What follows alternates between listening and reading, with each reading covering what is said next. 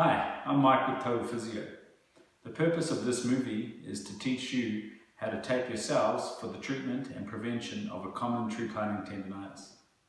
Recent research has demonstrated that taping prophylactically can help to prevent tendonitis on the shovel side.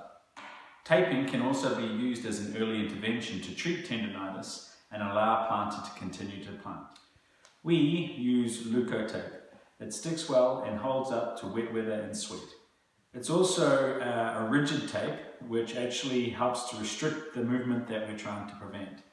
So other tapes such as K-tape or rock tape can be used. They have more flexibility so they don't actually limit the movement but can give feedback. Some people do react to Leukotape. If you typically react to normal elastoplast, then it is likely that you will also react to Leukotape. Coverroll is a hyperallergenic undertape that provides a barrier between your skin and the Leukotape. What I like about Coverroll is that it sticks well and doesn't affect the performance of the Leukotape. So hair and tape don't mix. Shaving the area before applying the tape is a good idea. We recommend to retape each shift for the first 3 weeks. Removing the tape without shaving can traumatize the hair follicles. So this can traumatize the skin, which can make it uncomfortable to reapply the tape, but it also can make you more prone to react to the adhesive. Preparing the tape beforehand is useful to get the right lengths. When we apply the tape, we want to start below the knuckle so that we still have good thumb movement. We want to hold the wrist in a somewhat neutral position so that we're not overcorrecting. We don't want to pull the wrist too far this way as well. We want to be in a nice neutral position so that we can still hold the shovel easily.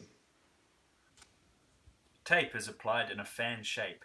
Take your time to avoid creases and folds which collect dirt, cause friction areas, and can increase skin irritation.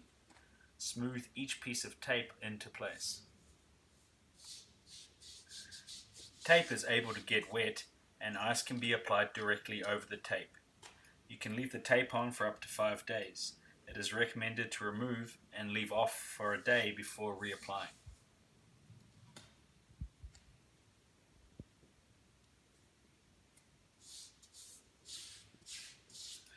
The anchor around the thumb stops the tape from rolling. Ensure not to go too tight to cut off circulation. The last anchor should not go right around the wrist. When planting, your hand may swell, which could reduce circulation to the hand and cause pressure on the nerves. Rubbing the tape helps to warm the glue, which helps the tape to stick better. If the tape or your skin are cold, then it does not stick as well. When removing the tape, you just need to be careful of the skin underneath. Often when the tape has been on for 3 or 4 days for a shift, it can get quite wet and the skin underneath can also get a little bit delicate. So we want to make sure that we don't just rip it off, as tempting as that might be. So what we want to do is when we remove the tape, is we want to just try to keep the tape at about 90 degrees to our skin. And as we're pulling it off, we're just pulling it off gently like so. Resist the temptation to pull it off really quickly, as that can traumatize the hair and the hair follicles.